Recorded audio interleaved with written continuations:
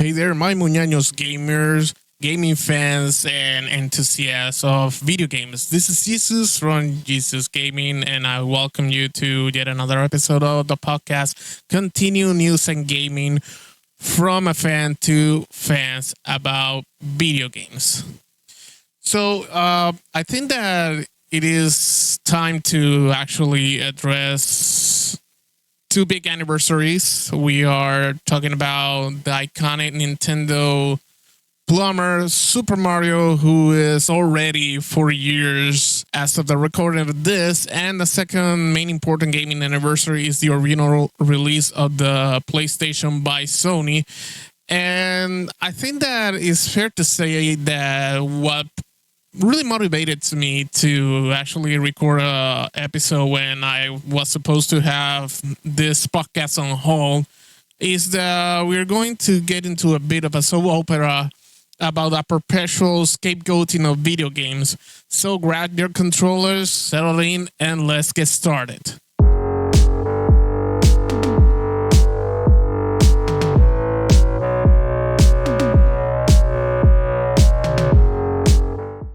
We're kicking things off with a monumental anniversary with the 40 years of Super Mario Brothers.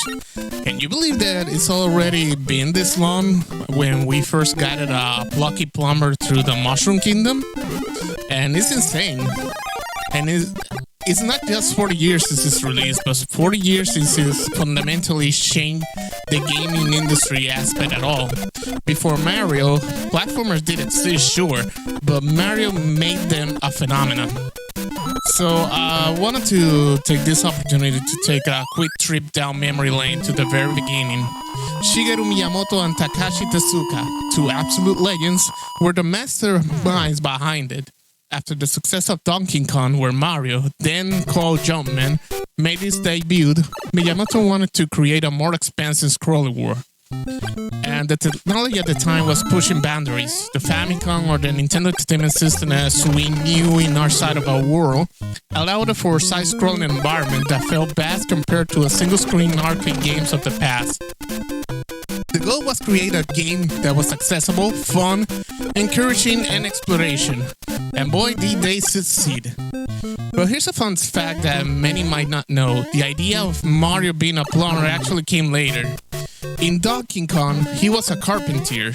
The plumbing profession came about because much of the game involves underground pipes and it just fit in. And speaking of lesser-known details, the iconic mushroom power-ups, apparently, its design was influenced by Alice in Wonderland and the idea of growing and shrinking. And the Goombas, those were actually created because the developer ran off memory to include more complex enemies, so they made it a simple, walking mushroom-like foe. So there you go, the answers about certain jokes with Super Mario in the meme world of the internet. So, in other words, resourcefulness leading to iconic enemies. And the secret warp zones, those were revolutionaries. Imagine discovering those as a kid. Suddenly skipping levels is like uncurving a secret passage in a treasure hunt.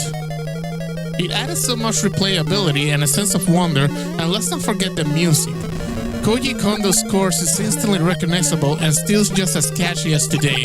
It's ingrained in the fabric of gaming history.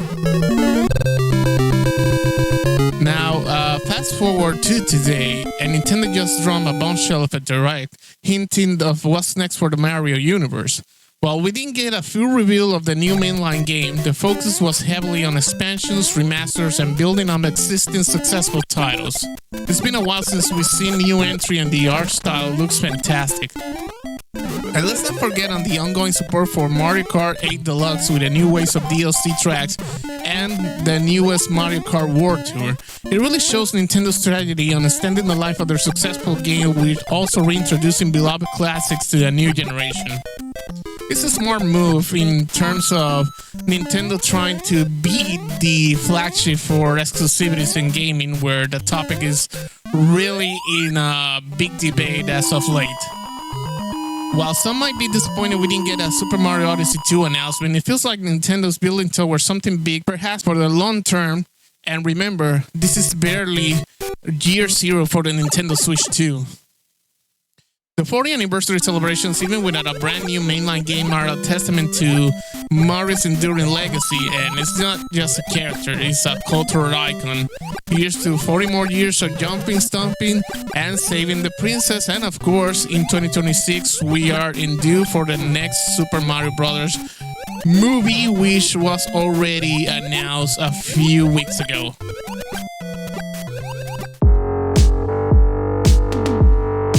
Not only Super Mario 40 years, but also September means that we got another monumental and equally high value anniversary one, and it's PlayStation is turning 30. It's hard to imagine a world without the iconic triangle, circle, X, and square buttons. 3 decades. It feels like just yesterday I was kind of begging my parents for one after I failed to land a Nintendo 64 back in 1996. And actually, it was by the end of 1995 that I already have some awareness of the PlayStation, but I was kind of and who can blame me? I was a 80s baby, early 90s kid, so I got Nintendo whole in mind, secondary Sega. So I think that Sony being kind of the newcomer in 1995 obviously didn't took away my bullseyes for the Nintendo 64, but unfortunately we didn't get the Nintendo 64 on launch years. So instead I kind of wanted to, along with my family, to go on charted waters with the Sony PlayStation, and man, what a great thing Destiny had for me. The original PlayStation wasn't just a console, it was a cultural phenomenon that changed the landscape of home gaming forever. And before PlayStation, we got Nintendo and Sega as the dominant forces in the gaming industry, specifically in home consoles. But Sony, a company primarily known for electronics, saw an opportunity, especially after a failed partnership with Nintendo to develop a CD-ROM add-on for the Super Famicom or the Super Nintendo. That's a historically irony right there. That aborted partnership directly led to the PlayStation creation. Kensuke Taraji, often called the father of PlayStation, pushed Sony to enter the console market despite the failure of the partnership with Nintendo. His vision was to create a powerful CD-ROM based system that could deliver cutting-edge 3D graphics. And the CD-ROM was a game changer. Cartridges were expensive and had limited storage. CDs offered a vast storage capacity, which meant bigger games, full motion video cutscenes, and a high-quality audio. This really allowed developers to be more ambitious. Think about the launch titles and really hits like Ridge Race by them Namco, now Bandai Namco, the original Tekken, Wipeout, and of course Tomb Raider with Lara Croft becoming an instant icon. These games show off the 3D capacities of the potential of the system. And it wasn't just the tech, it was marketing. PlayStation positioned itself as the cool console. It embraced more mature, edgy aesthetic compared to its competitor. It targeted a slightly older audiences and cultivated a brand image that was distinct. And they were brilliant with their party supporters too. Developers flocked to the PlayStation because it was powerful, easy to develop for, and had a huge CD-ROM capacity. This led to an ambitious diverse of video games, including from JRPGs like Final Fantasy VII to survival horrors like Resident Evil. And isn't it interesting to say that Final Fantasy VII development in itself can make a whole episode itself for continued news and gaming podcast? But I will say that Final Fantasy VII coming to PlayStation was a pivotal moment. Nintendo had always been the home for the series, but the move to PlayStation cemented the console's dominance and signaled a shift in the industry. It was a massive win for Sony. And let's talk about the DualShock controller. While this was not an OG accessory, the rumble features, the analog sticks, these were innovation that became industry standards. It wasn't just about the console. It was about the entire user experience without having the user or the customer to invest in add-ons, pieces of hardware to make the whole experience. The DualShock already included the analog stick and the rumble featured all in once, and no modification needed for the PlayStation. Of course, PlayStation wasn't without its challenges. The infamous red screen of death for some consoles and the initial competition was fear. but they weathered it all and keep innovating with the PlayStation 2, which remained the best-selling home console of all times. In 2001, the PlayStation 2's inclusion of a DVD player was another stroke of genius, making it not just a gaming machine but a home entertainment hub. It expanded its appeal for beyond just gamers. And then we saw the evolution through the PlayStation 3, PlayStation 4, and now, of course, the PlayStation 5, each pushing graphical fidelity, online capacities, and immersive experiences further. PlayStation has consistently delivered high-quality, exclusive titles and defined each generation. Think of the PlayStation Studio lineup today. Naughty Dog, Insomnia Games, Santa Monica Studio, and the list goes on and on. Those are some of the best developers in the world, consistently putting out critically acclaimed and commercially successful games.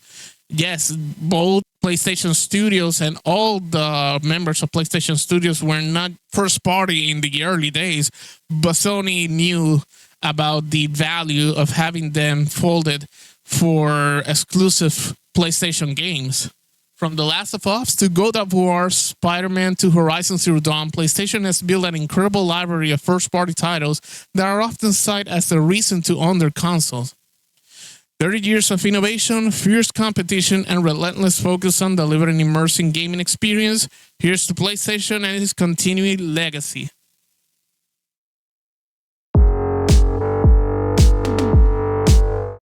Well, let's pivot into that topic, and unfortunately it feels like a broken record in the public Discord, or as I call it, the same old song and dance. Recently, Robert F. Kennedy Jr. made comments suggesting a link between video games and violence, calling for investigations and frankly perpetuated a entire narrative that it ain't something new. You mentioned suicides, especially among teenagers. There is a debate over mental health and firearms in this country and the impact on children's health. Was there ever a discussion of looking at firearms and the health of our children related to that? So those two questions, pesticides and firearms. Thank you.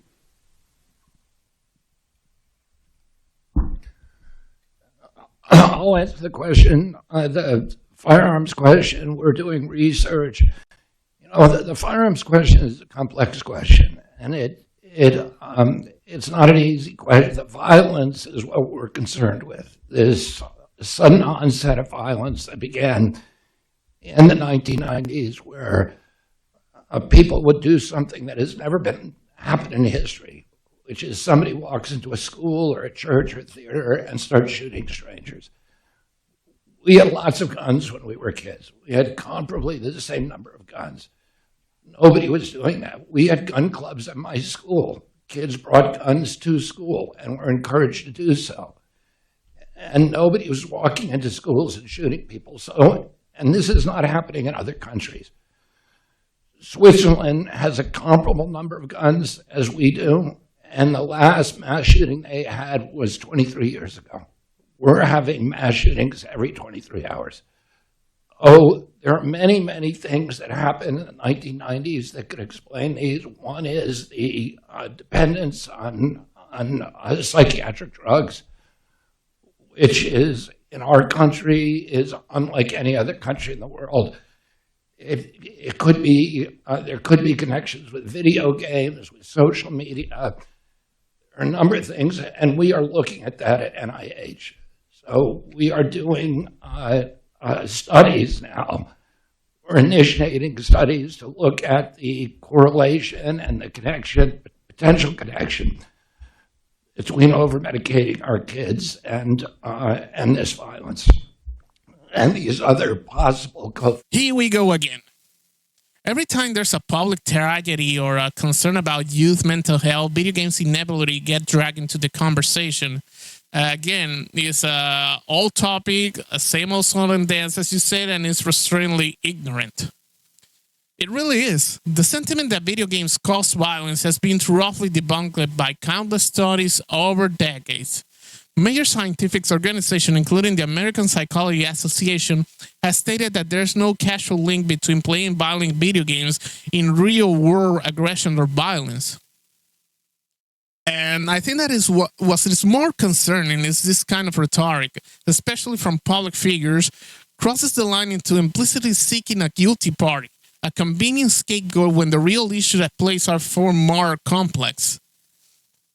I'm not a political or psychologist or anything related expert, but I will try to break it down for as much as simple as I could understand. When politicians and public figures lash into video games as cause for violence, they're doing it deflecting from a host of systematic issues that genuinely impact mental health and social well-being. They're ignoring factors like access to mental health care, socioeconomic disparities, educational resources, guns, and familiar support structures. Pinning on video games is a way to avoid addressing these difficulties, politically and challenging topics. It's intellectually lazy, frankly. It's easier to point a finger at a popular medium that many adults do not understand than to engage with the nuances of realities of public health and safety. And it shows a profound lack of understanding of what video games actually are. For millions, they are a creative outlet, a social connection, a competitive sport, a storytelling medium, and a way to relax and unwind. The same old dance script always have the inverse of everything that I just listed. Now think about the positive impacts: enhanced problem-solving skills, improved hand-eye coordination, fostering teamwork in multiplayer games, even educational applications. But those aspects rarely get mentioned in these discussions. Hence, educational video games and software for having kids learning mathematics is for a direct example. And the idea that checking on violence games or checking violence in video games is somehow a solution for public mental health system is almost offensive to this point. If a government is truly concerned about public mental health, there are concrete evidence-based action that they can take. Funding mental health services, increase access to therapy, providing support for all those who are at risk, especially the young audiences of gamers. Instead, we get this ridiculous moral panic, a rehash of arguments from the 90s when Doom and Mortal Kombat were the villains. It's a cyclical, fear-driven narrative that frankly damaged the perception of a legitimate and thriving industry. It also discredits the intelligence of players. The vast majority of people who play violence video games are perfectly well-adjusted individuals who understand the difference between fiction and reality. It's insulting to suggest otherwise. And it creates an environment where actually researching the positive effects of gaming or even genuinely concerns about gaming addiction gets overshadowed by this entire baseless accusation. So when we heard this calls to check on violence in video games, let's recognize this for what it is: a distraction, a deflection, and a demonstration of ignorance that actively hinders meaningful discussion about public mental health and safety. I think that it's fair to say that our message to public figures: educate yourself, look at science, and focus on the real solution instead of reaching for the easiest, most convenient scapegoat. And for years and decades, this same solid dance really need to be stopped play. So let me know in the comments, what are your thoughts about all these two big anniversaries in the gaming industry? Also, if you like to have your input about all this violence in video games mantra that the government wants to push, that it is part or the main part of violence in society, I wanted to read all what you think. Also, considering hit the like, subscribe, and notification bell for everything gaming news, retro gaming, walkthroughs, gaming info in general, and more. Continue news and gaming. This was Jesus from Jesus Gaming, Health and Success, and happy gaming.